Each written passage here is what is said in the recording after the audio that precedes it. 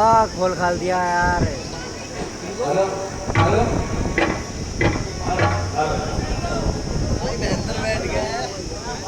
बैठ जा आगे सर जा।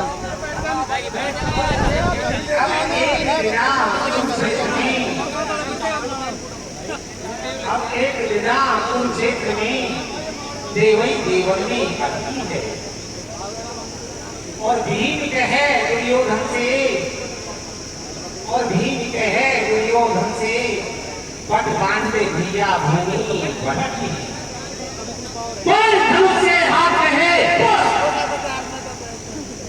बाण धनुष से हाथ रहे और भीम गधा देवे पट्टी और जा दिल से दिल भाग गयो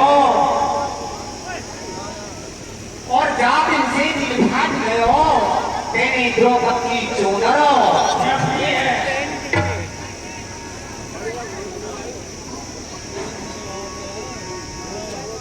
हंसदी हो गए।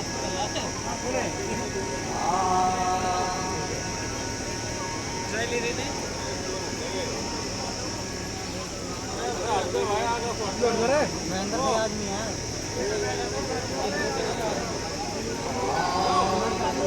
भाई आदमी है।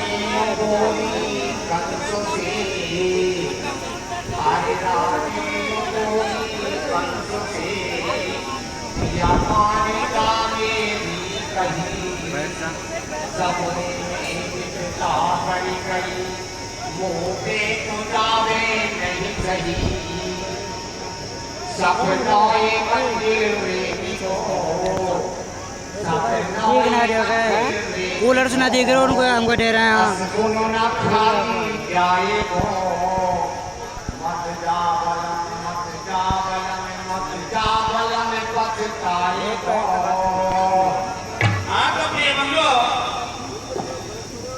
बेटा उस समय है जब कंस का अत्यंत पाप बढ़ गया और नारायण भगवान आते हैं और कहते कंस से कंस अरे जो धरती के अंश से 8वां गर्भ होगा वो तेरा काल होगा। प्रेमलो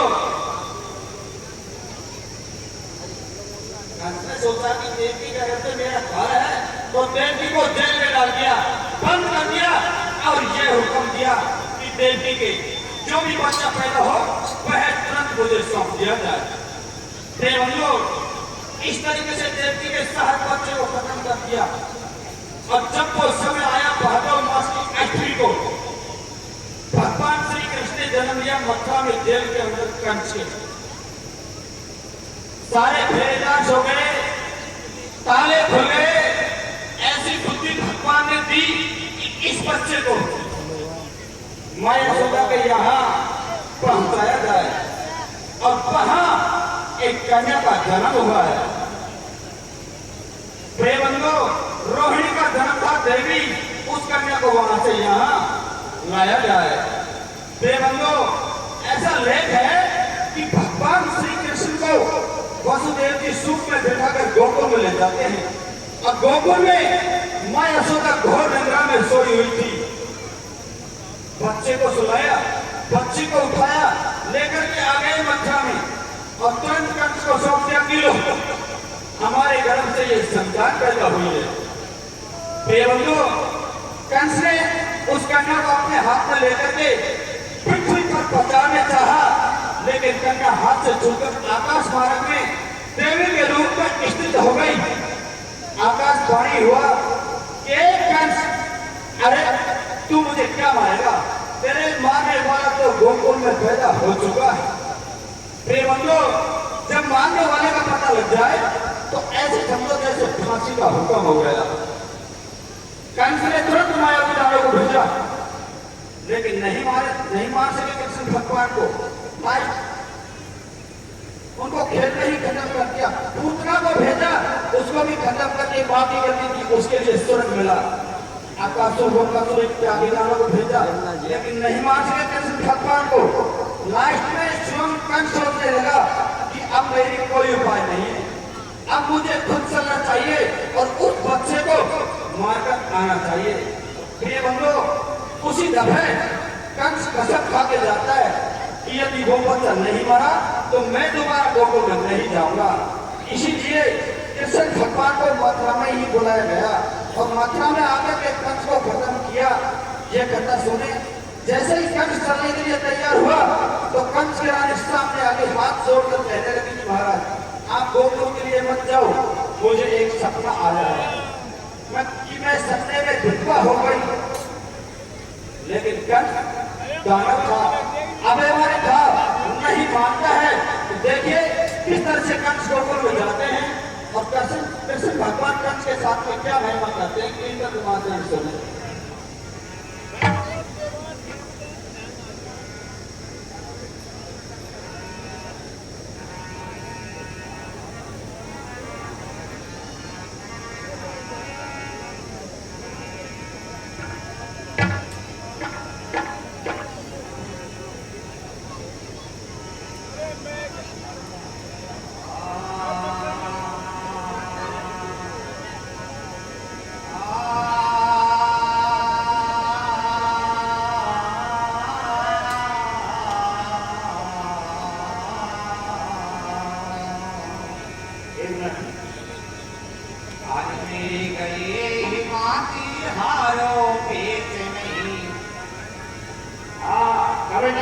आदेश है कि सूरज पावनी खाने के लिए रात हो रहा है, सूरज पावनी खाने के लिए पहुंच गया है। चालू करो।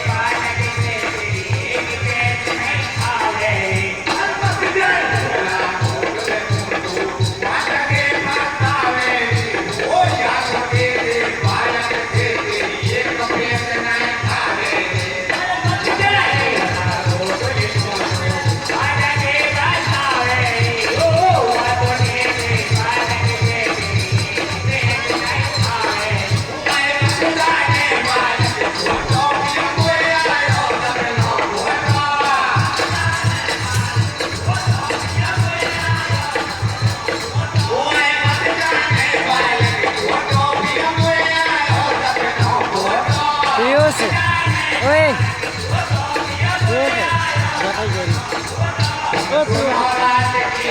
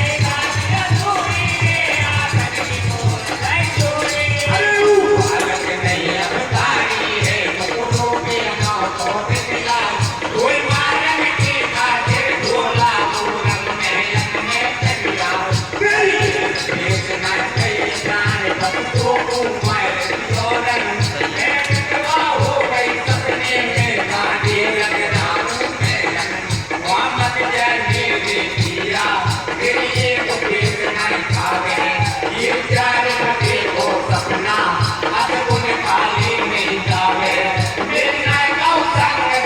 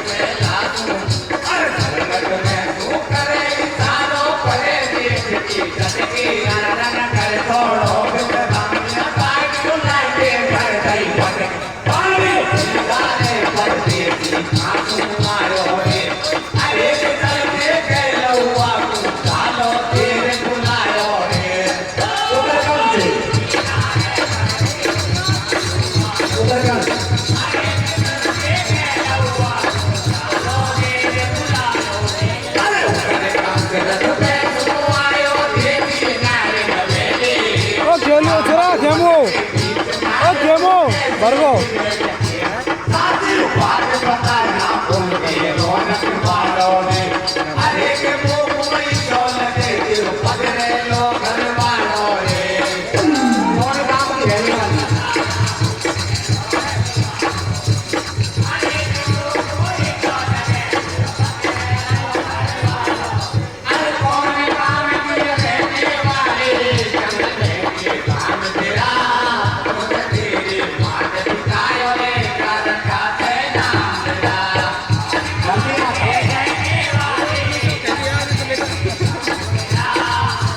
Apa ya?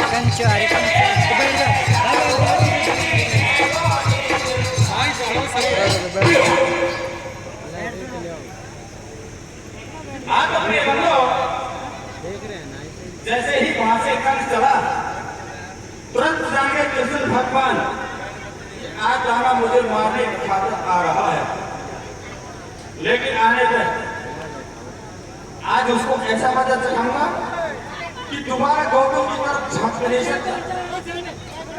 बंधु, जिस रास्ते से कंस जा रहा था उसी रास्ते में कृष्ण भगवान ने एक बहुत ही सुंदर मोहिनी रूप बनाया। कहता है 16 साल एक दूसरे को बोले और एक सुंदर बगीचे का निर्माण किया। कृष्ण भगवान मोहिनी रूप पानी की मटकी लेकर के बगीचे में खड़े हो जाते हैं और जैसे ही कंस उधर से गुजरा तो कृष्ण भगवान मोहिनी रूप ने आमंत्रित किया कंस को, इशारा दिया कि झालो दियो। कंस वो सुंदरता को देखकर के बगीचे में प्रवेश कर गया और कहने लगा कि ये सुंदरी इस जंगल में क्यों रहती हो? जंगल में क्या काम है? कौन सा अपना माता पिता, कौन सा अपना काम है? सुंदरी कहने लगी कि मेरा कोई नहीं इस संसार में, मैं आसमान की पट्टी और पृथ्वी की झेली और मेरा ये प्रण है, मैं ये चाहती हूँ कि जो कोई चक्रवर्ती राजा होगा उसके साथ में विवाह करूंगा। बेबंदो कंस कहने लगा अरे वो मैं ही तो हूँ, मेरा मथुरापुरी राज है, उत्तर सहन का पुत्र हूँ, चारों ओर मेरी दुआइयां फिरती है। सुंदरी कहने लगी बस शादी हो गई, लेकिन मेरी एक शर्त और है मामूली सी, इसको और पूरा करो। वो क्या? कि आपको निवस्त्र हो गए, बिल्कुल नगर हो गए, इस जमुना में चुबक लगानी होगी। प्रेमनो एक सुंदर और एक मत से कुछ भी कहे तो मत चाहे कितनी भी मटकरी में क्यों ना हो, उस काम को करने के लिए तैयार हो जाता है। कंस ने बटन खोलना चालू कर दिया, कुछ बटन खोले कुछ तोड़ दिए, यानी कंस ने तुरंत वस्त्र उतार दिए और जैसे ही कंस ने यमुना में चुबक लगाई और जैसे ही कंस जल से बाहर आया तो कंस का रूप जो है ना पाया, कंस एक ऐसी बेसुरत की स्त्री बन गया, मलूक नहीं, जिसके लंबे लंबे दांत, ऊंचे ऊंचे होठ, बिखरे बिखरे बाल, रंग रूप बदन की कारी मोटी बेसुरत स्त्री बन गया कंस। वस्त्रों को उठा लिया कृष्ण भगवान ने और बंसी बजाने लगा कदम के पेज पे बैठ करके। कंस हाथ जोड़कर कहने लगा कि ऐसा मत करो, कि नहीं मामा अभी तेरी थोड़ी खातिर करनी है और कोई काम नहीं। प्रेमंदो कृष्ण भगवान चल गए, पहुंचे गोलपालों के पास में और कहने लगा कि अरे भैया मैं सोने के लिए गया था, मैं बहुत परेशान था, मुझे सोने नहीं दिया। अरे तुम जाए तो देखो वो जमुना में कौन की स्त्री स्नान करे निवस्त्र होके, बिल्कुल नगर हो गए। प्रेमंदो स्त्री बनी तो किसकी बनी? एक कृष्ण भगवान का सखा था मधुमंगल नाम का, उसकी घरवाली जैसी शिकल बना दिया और मधुमंगल की घरवाली को सुबह सिखाया, घर का ताला बंद और मधुमंगल इतना गुस्से हो रहा था